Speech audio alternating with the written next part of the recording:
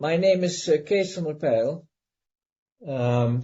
I worked, after all kind of things. I was a military officer in the Dutch military police during after my studies, or in between really. And then I became a teacher in international relations at the University of Amsterdam. And in 2000, I went to Britain and became a professor in that same field, international relations, and the director of the Center for Global Political Economy, also at the University of Sussex. And I retired in 2012. And in 2019, I withdrew my emeritus title over a disagreement with the university, who wanted to censor me on the issue of Israel, because the university had become very dependent on subsidies from Zionist circles. And when I said at some point that it was not Saudis who did the 9/11 attack, in reply to somebody who said that,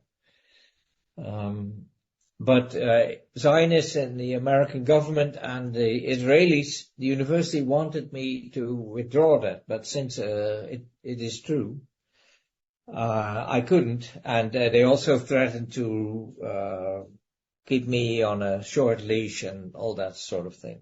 So I withdrew my emeritus status so that I would be entirely free to write what I think is necessary. And I also produced a documentary piece of some 50 pages, I think, outlining, extensively documented, why I made the claim that Israel played a big role in the Twin Towers collapse. And it's the same actually for the Pentagon, but that was not what the message was about.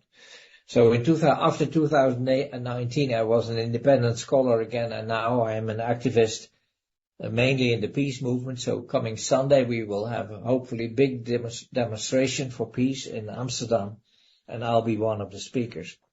So that's basically my short CV. And I wrote a number of works on the Atlantic ruling class, on transnational classes, on the history of international relations thought, and everything that comes with it. So, and my last two books are one on Ukraine and the new Cold War, meanwhile a hot war, which has appeared in a number of languages.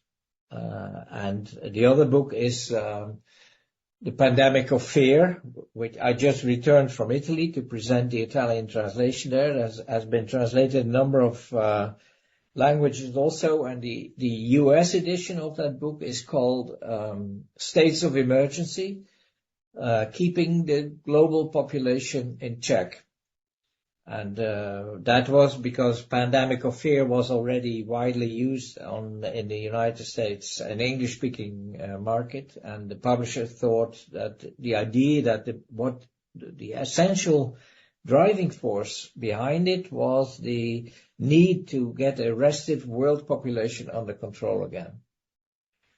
Well, that worked and it didn't work, because basically the whole COVID episode ended in failure, both in terms of really imposing discipline. That hasn't worked. So there has to be a new politics of fear if they want to try that again. What did work was to inject billions of people with experimental gene therapies, which are slowly beginning to take their toll in an absolutely tragic turn of events. And how this will end is unclear, except that in many countries you're beginning to see that the day of reckoning is no longer just a fantasy in the heads of the people who were against it all along, because it's coming closer to the mainstream media and mainstream politics. Not in Holland, we are very much behind. But in Germany, for instance, warnings are being issued that we shouldn't rush to judgment when it comes to finding the culprits of this absolute scandal. The European Parliament member Christina Anderson, has said the COVID episode is the greatest crime against humanity ever, and also the biggest medical scandal that ever happened. And I think these are strong words, but they're right. I mean, this is worse than what, but with a very, very delayed, long delayed effect, because the number of excess debt that are occurring is between, let's say, 10 and 30%. 30%, of course, is almost genocidal. And in many countries, there are now very articulate people. There were from the start, by the way, but there are many people now who begin to recognize the criminal intent or criminal consequences of what has been imposed on populations. I mean, some people might just say, well, hang on, because COVID is really just an effect on society, rather similar to the genocide in Gaza and the war in Ukraine.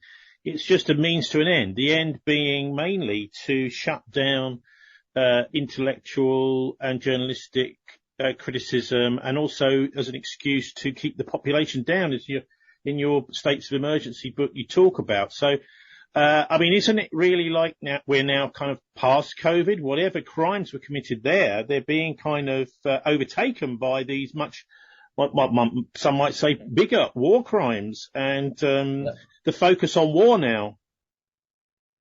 Yeah. Well, there are different ways in which you can look at that.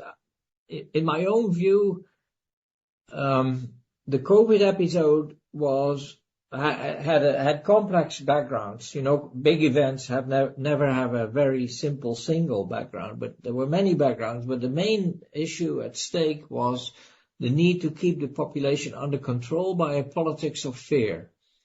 And of course, many people thought that they will try that again. Here, people have already been inoculated against so-called monkeypox. The climate was raised, as you well know, as another politics of fear. Terrorism, of course, after 9/11 especially, was the first big example of a worldwide politics of fear.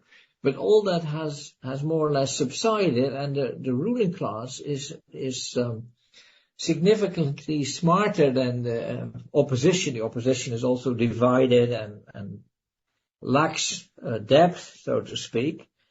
But the ruling class meets regularly in, one of your topics is Bilderberg. In Bilderberg, the World Economic Forum, Trilateral Commission, all these transnational networks, and of course, many more national networks.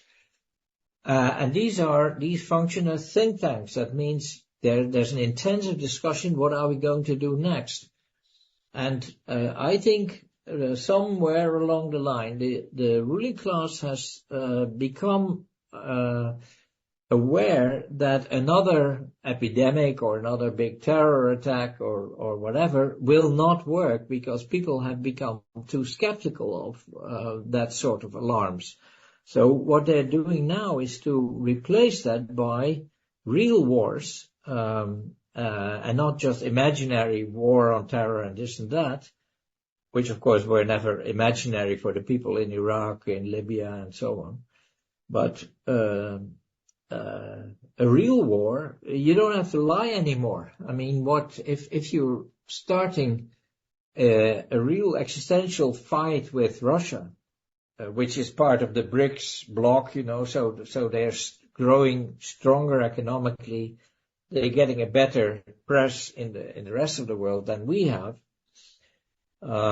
If you get a war going as is now the case in the eastern provinces of Ukraine with Russia, or a war which is truly an existential fight for the Zionist regime in Israel against the Palestinians, and next will be Hezbollah in Lebanon, then you don't have to come up with fictional sources of fear, because the fear will be real since the war is real, and the dramas that are played out.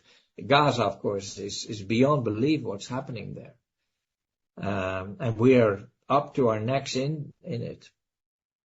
And I think that must have been a decision more or less consciously taken, or at least a consensus achieved in the ruling class, various ruling class circles which overlap in all these bodies, and of course the actual boardrooms of the big banks and investment companies. That is what they are pursuing now. Yeah, I think many people, and I love your focus on fear, Kees, because I think many people have this sense of angst. They know something's wrong. They're not quite sure what it is. The press is not telling them. No. You've mentioned yourself the Bilderbergers. There's others, the Group of 30, which is based in Washington. There's the COP, which is the Conference of the Parties around the zero carbon agenda, the World Economic Forum, the G7. Can you pick out a couple of those that you think are, worthy of interest, and maybe, tell us how we can make sense of these various groups? We keep getting almost every couple of months or a month, we get a press conference on television. People are saying things, but none of these people are really directly elected by us. I mean, some of them are. They all seem to be sort of self-selecting, these think tanks. So can you just focus on where you think the real power lies within those, and which are the most powerful? Well, in the Cold War, so in the early 50s, there was a network that began in wartime London, which was then formed under Prince Bernhard, the Dutch Prince Consort, of German background, himself a former SS officer, who had been told by Hitler in a private interview to try and pick up one of these European princesses, either in Denmark or in the Netherlands, and of course Prince Bernhard came to our country, and he was active in wartime London. And the Bilderberg was founded, and was also the most important until at least the early 70s, as an Atlantic network, and its history, as you well know, is very important, because it's very instructive also, because it tells you that we're not looking here at a conspiracy of a group of like-minded people who know from the start what they're after, but it was set up as a private, behind closed doors series of meetings, because there was intense disagreement between the United States and the European countries, because West Germany, for instance, Germany was then still split in two halves, or three on the one side and one on the other. In Germany especially, German business wanted to trade with Eastern Europe, with the Soviet bloc. And that was something, and they also wanted to trade with China after 1949, after the communist revolution there. And that was something that was anathema to the US side. So they decided to have closed door meetings to thrash out their differences and arrive at some sort of minimum consensus. And that tells you that these networks have that as their main function. So they have to sit together, not because they have a plan already, but to come up with a plan, taking into account various viewpoints, which very often are difficult to reconcile.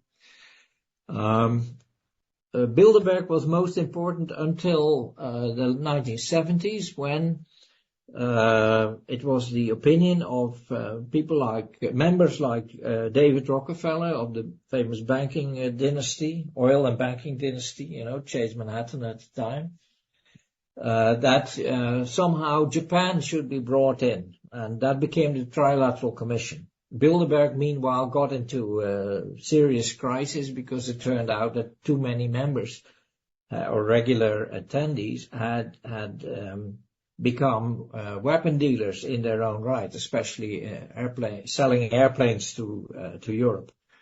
So in the 1970s and early 80s, the Trilateral Commission, trilateral because Japan was added to North America and Europe, Western Europe, the Trilateral Commission became more important, and in the 1980s they all receded more or less in the background because nationalistic networks like the Heritage Foundation in the United States came to the fore and became more prominent, always with essentially the same people on board, although there were many new rich and speculative capitalists prominent in the Heritage Foundation, more than in Bilderberg and the Trilateral before it.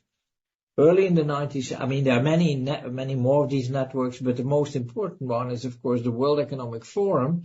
But it only became the most important one actually in the run-up to the COVID crisis and in the unfolding of the COVID crisis. So between these different networks, which have different backgrounds, due to the different historic settings in which they emerged, but there's also competition between them and the World Economic Forum under Klaus Schwab, famous for his German accent, is really the most important today, I would say. The others that you mentioned already, like the G30, the financial, let's say the retired financial chiefs, heads of of the key central banks and so on, they are also important, but not so comprehensive. They are more important in their own field, in this case in finance. So the World Economic Forum is really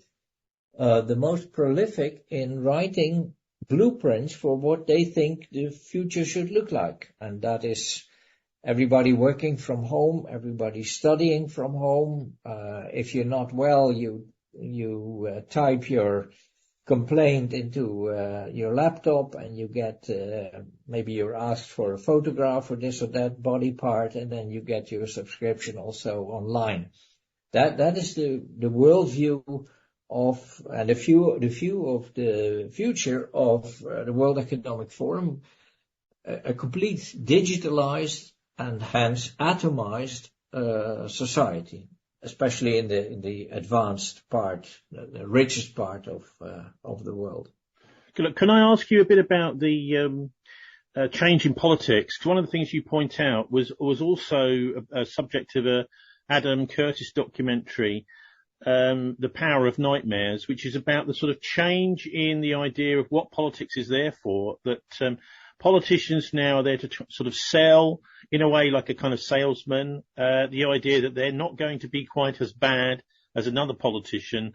And they're also talking a lot about fear, again, about fear. This whole concept of threats to people seems to be very dominant, and there doesn't really seem to be anything in terms of a genuine positive vision for governments in the West, democratic governments that actually serve the day-to-day needs of society. So an obvious problem for many people is this cost of living crisis, as they call it, which is a massive increase in rents, food costs, and the fact that people are much more indebted than they were in the 1970s. So this whole change of vision from we can offer you housing, and a future, and your family and your children's children will have a better world. Now we're getting this. So can you just say something about the way that's changed around? Yeah. Well, in the 1930s, in the United States, the capitalist class was forced to make serious concessions to the working class, and these concessions were not a revolution in themselves, but they did change the balance of forces to such an extent that you could speak of a real class compromise. There was a class compromise between the upper class, the middle classes, and the organized working class. After the war, that was brought to Western Europe through the Marshall Plan, and under slightly different circumstances also to Japan and later to South Korea, but under even more repressive regimes. And the middle class always profited most from this class compromise. But at least the workers, until the 1970s, when inflation got a free hand, owing to the U.S. decision to cut the dollar from gold, so that you got an inflation of 10% per year, simply in terms of the amount of dollars in circulation.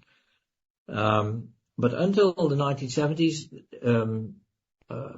workers' wages, again, for the organized working class, so trade union members, remained fairly constant.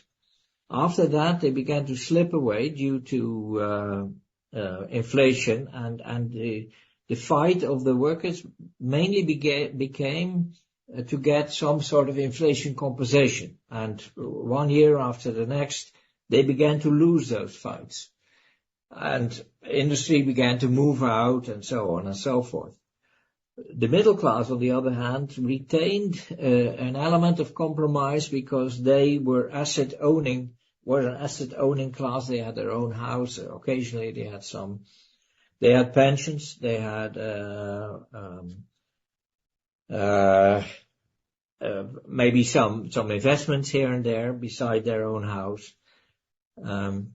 And that remained in force until 1979. So in the 1980s, you got a different situation, in which the entire element of class compromise began to evaporate. And it was in that period, and especially after 1991, when the Soviet Union collapsed and the world's balance of forces completely capsized to the benefit of the capitalist side, and the workers and generally the populations of Western capitalist countries were losing. After 1991, a serious quest began, because as always, the ruling class is the first to understand the real situation, because they are with many. They have all these think tanks to organize thinking and collective decision making and consensus formation.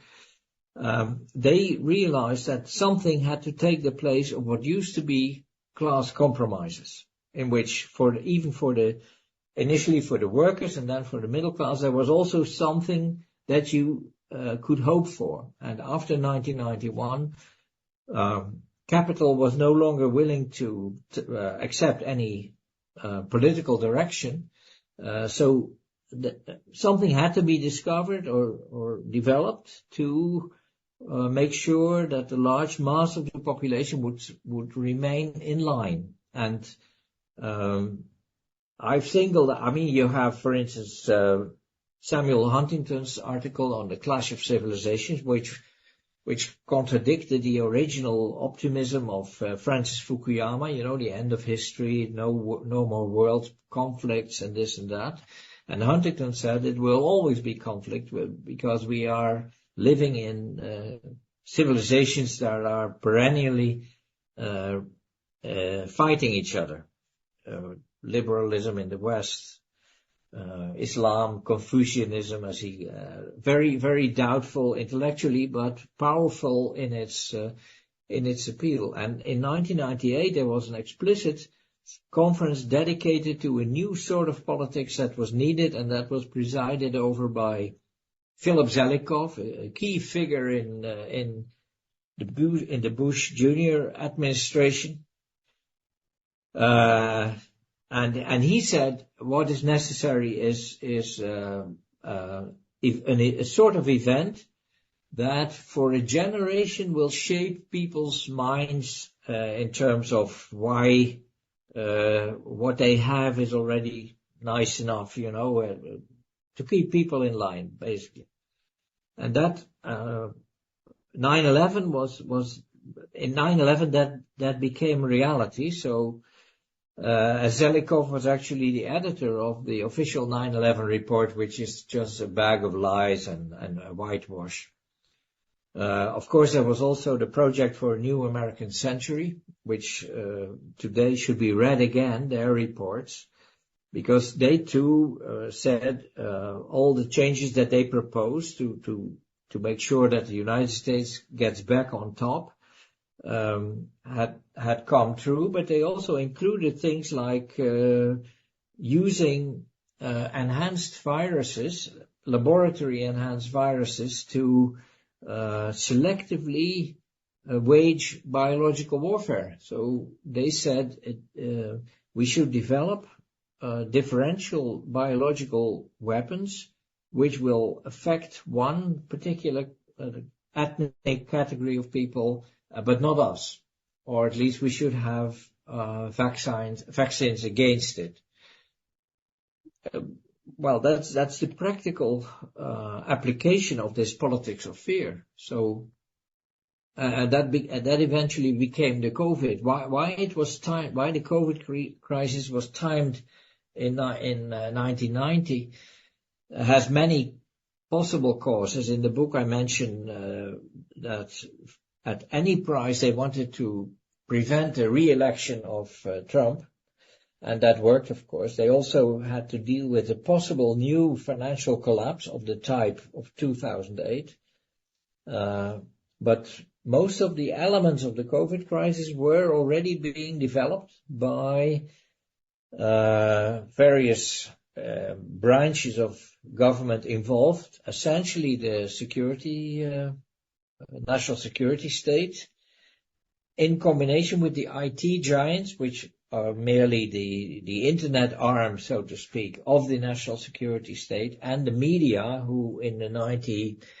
which in the 1990s were subject to a massive concentration, which brought most of them into the hands of a handful of billionaire oligarchs who had these newspapers and media channels more or less as a plaything, because these days you don't make much money on a newspaper. So if a man like Jeff Bezos of Amazon has the Washington Post, it's not because he wants to get rich from it, because he's losing money on a daily basis for that newspaper. But when he opens the newspaper in the morning, he reads at least what he wants to read, and not rebel-rousing stuff. You're talking there about 9/11 as this interesting, enormous event. Now, it's obviously part of your relationship with Sussex University. So can you just explain why it is you think that, because we're going to talk about Gaza in a minute, the 9/11 was linked to Israel. So what's your evidence for that? Well, I wrote that down. Actually, I'm again working on it to get now that Israel is committing such heinous crimes in Gaza and the West Bank, for that matter. I want to know more background, but this is a classic, maybe the classic false flag event. In another book, Global Rivalries from the Cold War to Iraq, I already studied a number of national false flag events, like, for instance, the assassination of Italian politician Aldo Moro in 1978, the assassination of Olof Palme of Sweden in the mid-60s, I think 86, and a number of other incidents to learn about what is common to these events. Why can you arrive at a judgment that this is a conspiratorial, a deep state event, where it's not a coincidence that these things happen. They are planned. To what extent are they planned? What are the commonalities involved? And 9/11 is actually the first worldwide, the first internationally relevant example of a false flag.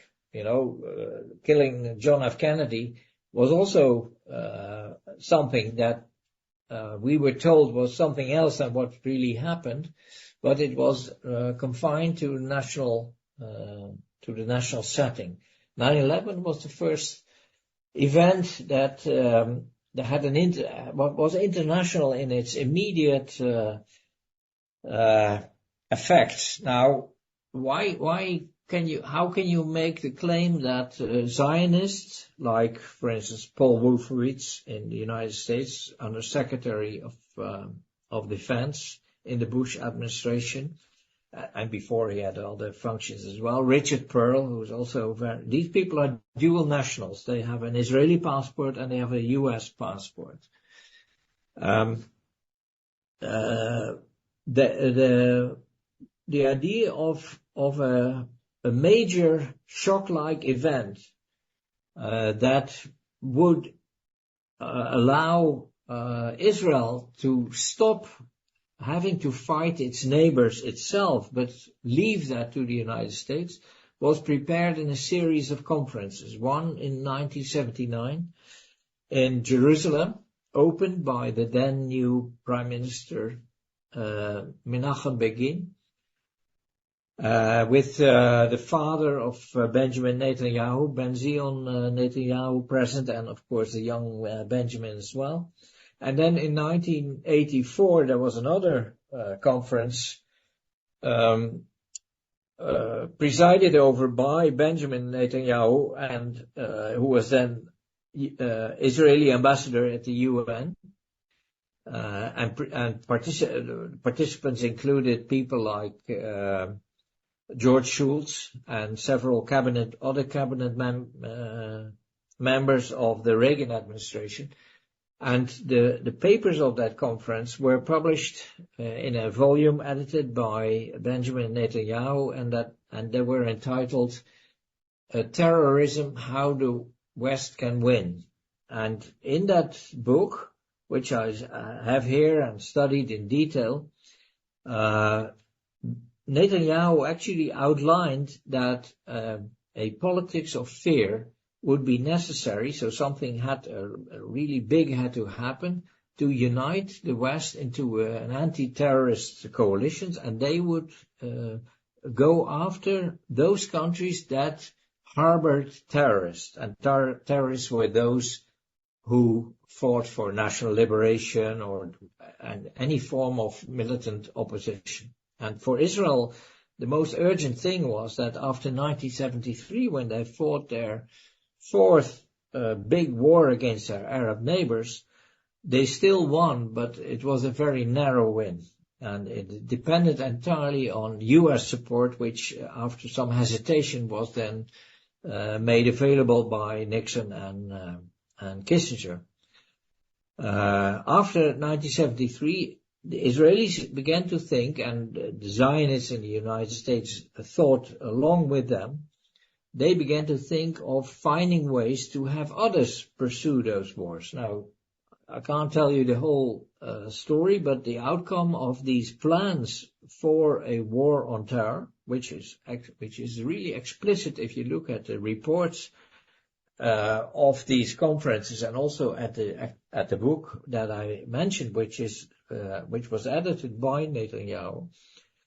It is very clear that they hoped that after a big event, so Netanyahu really says in his contribution to that volume, we shouldn't go after every hijacked plane, and then again a few years later another hijacked plane, and again go after it. We have to have one big event, and then a war on terror by coalition of the willing led by the United States.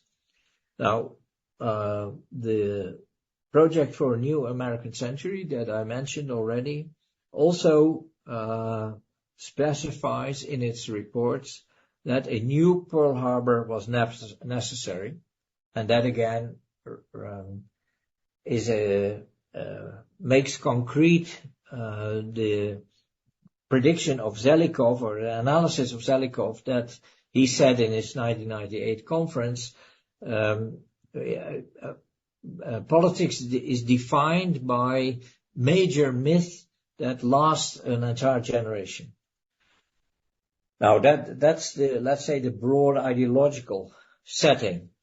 And of course the end of the Cold War led to some confusion, but that was then picked up again by the arguments like Samuel Huntington's Clash of Civilization and so on.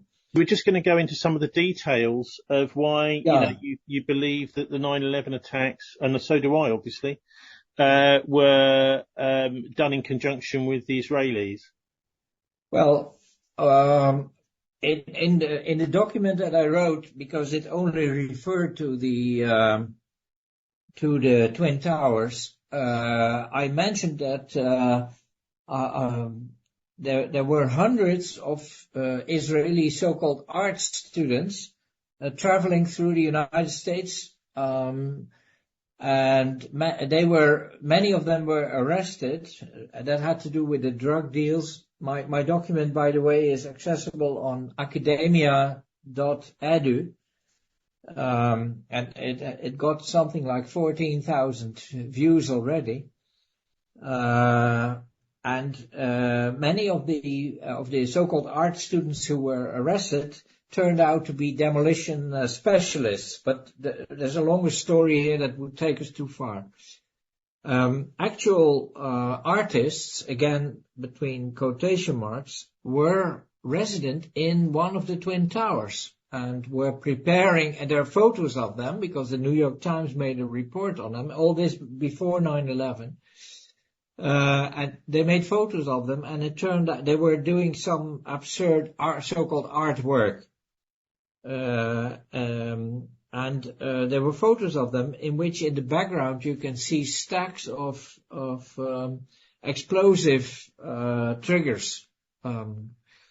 All that would take too far now to explain. After the event, of course, the towers collapsed, or there were no passenger planes flown into them, only probably a reinforced Air Force tanker, painted in the colors of the airline, flown in, and then both towers blew up in dust. Then there's a separate story of Larry Silverstein, the owner, the man who several months before 9/11 bought the lease of the Twin Towers, insured them at a record for a record amount with all people involved here were of an inner circle of friends of Netanyahu, top people in pro-Zionist organizations in the United States, and so on. Silverstein was on the phone to Netanyahu every day, every week. So he was a close personal friend. On the day of the impact, normally he was early in his office in one of the Twin Towers. On the day of the impact, of course, he was late because he had a doctor's appointment. His two children also worked in the Twin Towers, but were late for work, and so on and so forth. There are really very many striking connections. There was a warning by an Israeli company to people who were Jewish people in New York who were on their list not to go to the Twin Towers that day. And one name that I would also mention is that of Dov Zakheim, and Dov Zakheim was the undersecretary for the controller for the Defense Department. So he was a top figure in the U.S. government. He is an ardent Zionist, a supporter of Israel, supporter of colonizing the occupied country, the occupied territories. So in in many, there's a whole web of connections that it's better, more convincing if you read what I wrote about this and what I'm telling you now, because these are loose threads that all become connected once you start delving into that more closely. It's really, and they also, sorry, and carry on. that's the last thing I want to mention is what is really important. Because it again plays out now in the Moscow terror attack. They even provided 19 Arabs, supposedly under the command of bin Laden, as patsies. You know, they were the equivalent of Oswald and the Kennedy assassination, that you not only do you construct a certain story, but you provide the patsies with it. And the 19 Arabs all lived in a neighborhood of where the Israeli art students lived in Florida. That's the last thing I wanted to mention. So a modern false flag event has a component that, of course, you organize the event, but you also provide the people whom you will accuse, for not just for personal reasons, but because you want to stigmatize a particular group. In this case, the Arabs, the Islamic world, and so on. So things have come on quite a bit since the days of the Spanish Armada, where you would just have a ship and you'd run up a different flag on there, trying to fool the enemy that you were their friends, and then you'd open fire on them. Things have kind of moved on a bit. Anyway, can I just get your take on this attack on Gaza, which has been going on since October 2023? And whereabouts you think the light may be at the end of the tunnel there? We know how bad it is, but how is it that the Israeli government really thinks that they can get away with this, where we got something like 40,000 civilians now murdered? Yeah, half of them children. Yeah, that's true. Well, it's not a matter of getting away with it. I think the Israeli government shares a particular sentiment with the ruling classes in the West generally, and that is that they're now entering the final stage of our type of society, which is collapsing. And Israel is now, the Zionist regime is fighting for its existence, because ultimately the demographic balance, the power balance, everything is against it. You know, the original crime, the original sin of creating a Jewish state on Arab land in Palestine is now coming home to roost. And the response of Netanyahu and his friend, who represent, as I show in the document that I referred to a few times, they represent the worst in the tradition of Zionism. They are the inheritors of the mantle of Jabotinsky, of the so-called revisionists, who already in the 1930s said there will never be any sort of reconciliation with the Arab inhabitants of Palestine. Now, they are fighting for their existence, and they hope to widen the fight to get the United States to attack Iran. That I think is the ultimate, because Iran, in their view, of course, is the ultimate force and the most powerful of the anti-Zionist forces in the Middle East.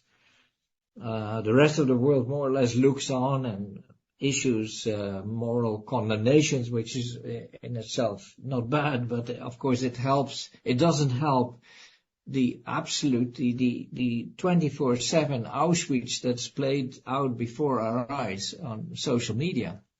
We wouldn't be seeing anything of it hadn't there been independent sources who spread the terrifying images on social media these days.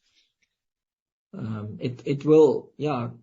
I can't see how it will end, simply because there are too many. I live in a country, Holland, which has a historically strong pro-Israel attitude, because we behaved scandalously in the Second World War, and somehow people think that we have to compensate for that behavior. You know, we allowed an enormous, I think 90% of our Jewish population in the Netherlands to be abducted. And mind you, most of these people were assimilated. Half of the Dutch Jews, between quotation marks, who were destroyed in the Second World War, didn't consider themselves Jewish, but simply had one grandparent or so who was of Jewish extraction. So here, but also in France and in other countries, and Germany, of course, which has the same sort of guilt complex, their support for Israel is unlimited. And the United States, of course, you know the famous quip that Israel has 3 occupied territories. One is the Gaza Strip, the other is the West Bank, and the third is the American Congress. So they have nothing to fear, and there are videos where Netanyahu is actually explaining to friends that the United States is completely in the pocket of Israel. So in that sense, I don't see much light at the end of the tunnel. Also because countries like Russia, which have a strong Jewish population themselves, also a tradition of pro-Israel attitude, speak out only in muffled voice, about the atrocities going on there, and they are unspeakable. I don't have to explain that to you. No, you certainly don't. Now, your book, subtitled "Keeping the Global Population in Check." This is the Holy Land. We're just coming up to Easter now, which is also Ramadan this year, but obviously Passover too. What do you think the role of religion is in keeping the population in check? How's that unfolding with what's happening in Gaza? Now, in my own view, I wrote a book which is called, in 2010, which is called Myth, The Foreign Encounter in Myth and Religion. That is volume 2 of a trilogy on so-called modes of foreign relations. And there I detail the role of these religions. But I must say that I think in the current conflict, this is really a power struggle. Beginning, as we should emphasize, with the false flag. And the false flag was 7 October, because as everybody can tell you, normally even if a mouse crosses the border between Gaza and Israel, 20 alarms go off, and now an entire military unit of Hamas fighters could mount this operation. And then it took 5 hours before the Israelis responded, and before they then started not only to kill their own people in the under the so-called Hannibal Directive, but also began the massacre that's still going on. So it was an obvious contrived an operation for which the reason was not a surprise, but at some level it was decided, let this happen, and then we have an excuse to go all out on Gaza. And there are many backgrounds that also have to be taken into account, like the gas fields on the coast, before the coast of Gaza. There are already, there's also a real estate market in which Gaza, which used to be before the Israelis came, before the state of Israel was founded, Gaza was a luxury resort with enormous hotels and fancy residences on the seacoast there. But most importantly, and we're talking about billions of dollars of income, the oil fields, before in the Gaza territorial waters, have been leased, I think, several months ago already to British Petroleum, and there will be an East Med pipeline, which is going via Cyprus to southern Italy. Well, these are all material concerns, but many people have been talking about the weaponization of religion. Obviously, the whole idea of the Jewish state. Are the Zionists simply using and abusing this for their own purpose? Well, the Judaic religion doesn't recognize the state of Israel. They consider that sacrilege, but as I explained in the book that I just mentioned, at some point in the history of Israel, there was also a current in the Orthodox Jewish, among the Orthodox Jewish inhabitants, to sign up for military service, that sort of thing, which the others refuse. Now, there are many images of Israeli soldiers beating up, sometimes in a really very horrific way, their own compatriots of Orthodox background. So I find it hard. I don't think that the Netanyahu circle, they are, well, fascist is of course a much abused word, but I would call them fascists because they're based on elevating their own status and denigrating the humanity of others and using violence to confirm that. I don't think in the case of Netanyahu and his friends there's much religion involved. It's a caricature of religion, also used against their own compatriots who are Orthodox Jews. So I don't see the so-called anti-Semitism is misplaced here as a term, but also the Judaic religion is not really part of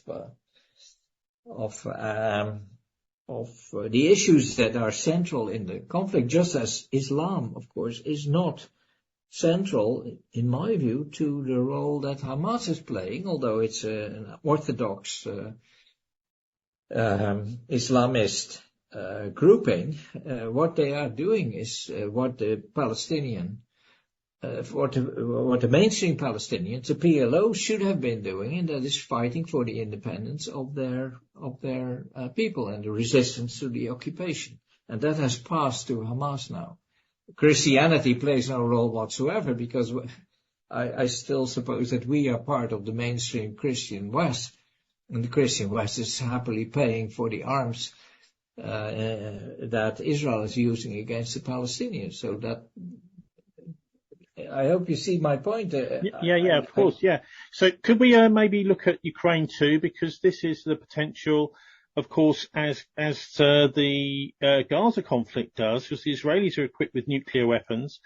I myself have characterized the Israeli government as a nuclear-armed doomsday cult who seem to almost relish the prospect of a massive wider war. But over in Ukraine, things are really, it's almost like the Cold War is kind of hotting up, and we've had nearly 2/3 now of the Black Sea fleet, the Russian fleet, which is the Russians' ability to project power, not just in the Black Sea, but in the Eastern Mediterranean and near Israel. So maybe before we hear your take on Ukraine, obviously you've written your book about it, and please do mention that. I wonder whether you think that there is some link between the two conflicts.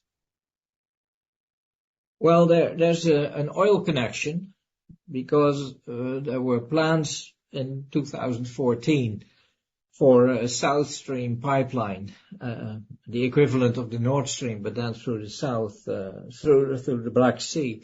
But these were effectively torpedoed by the progress of the Ukrainian civil war and the downing of flight MH17. You know, the Malaysian Boeing on 17 July 2014.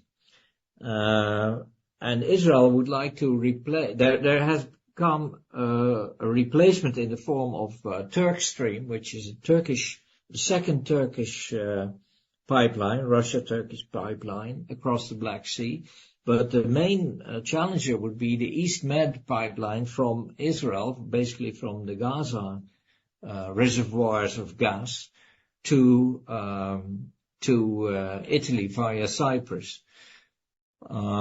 That's a connection, but of course that is a background connection, not the main issue involved. I can't see more direct, because it's really the United States plus NATO members and Israel. Yeah, but surely, I mean, we've got Russia down in Syria. The Russians have projected power. They've rather stopped the West's attempts at regime change in Syria too, haven't they? So they're very much involved in the Middle East. They obviously understand it's crucial for the Russians to be able to project power, particularly in the Eastern Mediterranean, as I said, with the Black Sea Fleet. So anyway, what's your take on Ukraine? Because this, for many people, is, I mean, we've got Putin now warning, saying, look, if you take too many steps to threaten the existence of Russia, which the West most definitely is doing, you could end up with a nuclear war on your hands. Yeah. Well, that is a threat. And I always hope that in the Pentagon there's still enough people who understand what that would mean, to not let it get that far. In my view, Putin and Lavrov and you know, the sort of people who are now running Russia are life insurance in that respect. They are far more serious than any Western politician, and also one more analytically superior. They understand that, for instance, this terror attack was a provocation to get Russia to take reckless steps, escalating the conflict with Ukraine further. But I'm almost confident that they will not do that, because they know that they are already winning on every front, although in a modern war, of course, all parties lose. Russia is also hardening, and you know, the political system is losing its flexibility as people rally around the flag. And dissidents and you know, the normal exchange of ideas that allow society to become flexible and creative is suppressed. So Russia is also losing, but Ukraine, of course, will completely collapse, and its rich agricultural soil will be picked up by BlackRock and that sort of investment companies.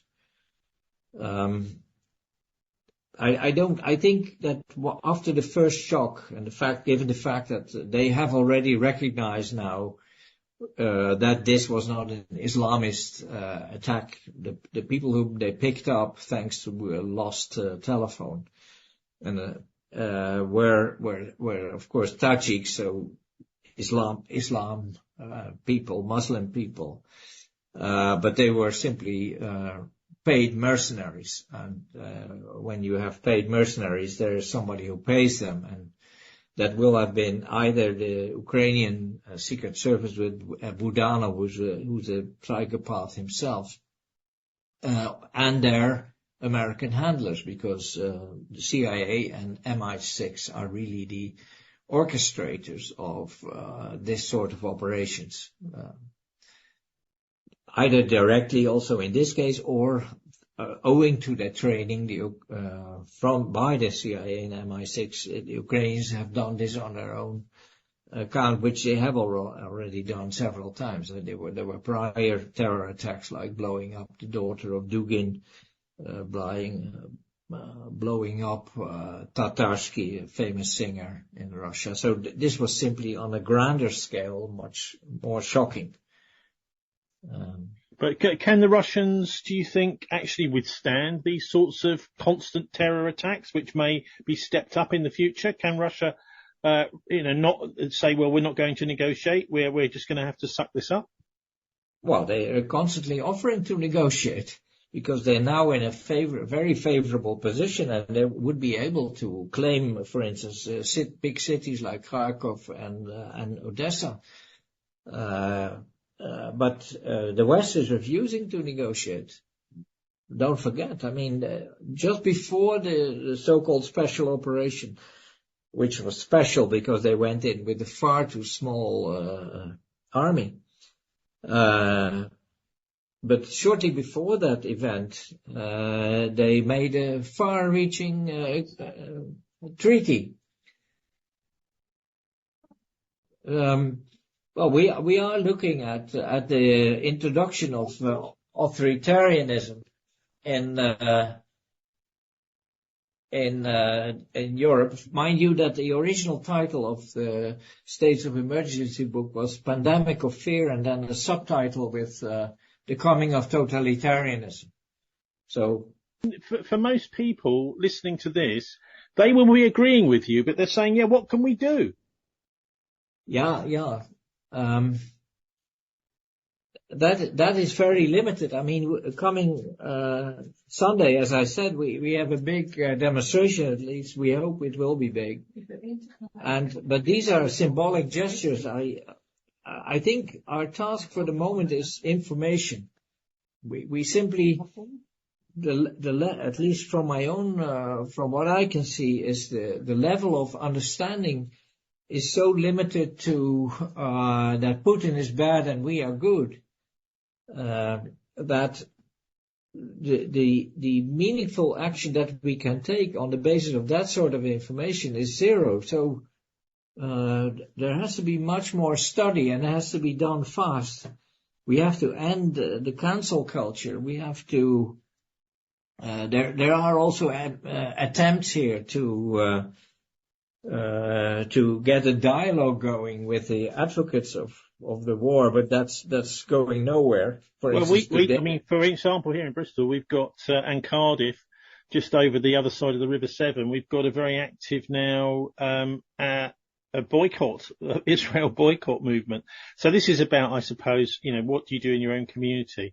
But final question, I've got to ask you about this whole business of the House of Orange, because we have this interesting relationship, the Dutch and the English, over the centuries. And for example, when King Billy came over in the Glorious Revolution, at the end of the 1600s, it was enormous changes. And it's almost as if, you had the restoration of Charles II after the Civil War, which was a little bit of a freedom. And I find myself being a bit of a Jacobite, so in other words, rather against this idea of having a kind of controlled monarchy. We've got a bizarre sort of situation. So maybe you could just help us out by giving us a bit of an idea of who this House of Orange is and the links. Obviously, with the arrival of Bernhard in the Dutch royal family, there was a more influence there on the British, as Bernhard was an army officer in the British Army, for example. So what do you how do you characterise the Orange for English people? What is this House of Orange and what's its influence? Well, the princes of Orange who led the Dutch revolt against the Spanish were very ambitious. They also wanted to become hereditary monarchs of the Netherlands. And the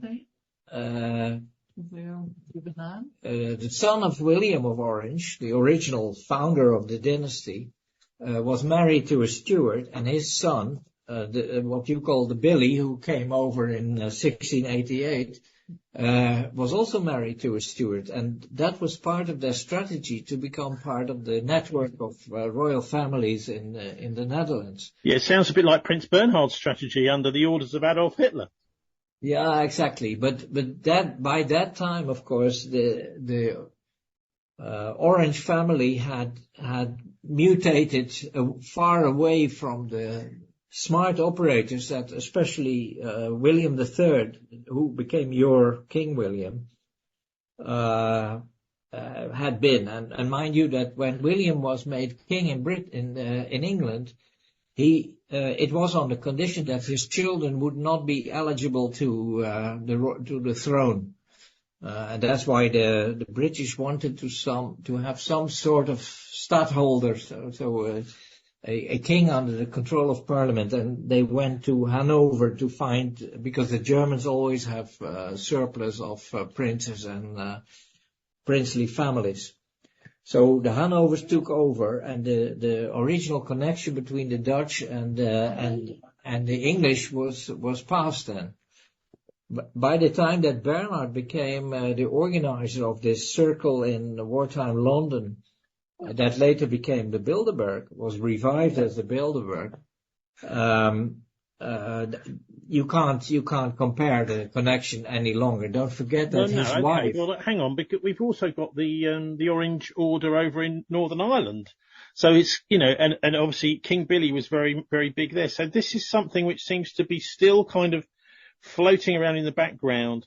Anyway, look, I'm not expecting you to answer all those questions, but it's interesting to hear about, the history of the Orange Order over in Holland. Kees, if you could just wind up by giving us a list of your most recent books, and particularly the stuff on Ukraine and on the states of emergency, that sort of thing. So if people are interested in picking up on this, they can get hold of a copy. Yeah, well, the book dealing with Ukraine was called, at the request of Manchester University Press, Flight MH17, Ukraine and the New Cold War. Subtitle was Prism of Disaster. That was translated in a number of editions, and now finally in the Netherlands and in Poland, I changed the title to Tragedy of Ukraine. And the other book is called, in a number of languages, Pandemic of Fear. And the English edition, at the request of the US publisher Clarity Press, was renamed States of Emergency, Keeping the Global Population in Check. Okay, Kees van der Pijl, have you got social media, places people can follow you day to day? Well, only on academia.edu and on Twitter. Okay, well, thanks very much for joining us, and have fun on Sunday. Yeah, okay. Thank you very much. Thanks, Kees.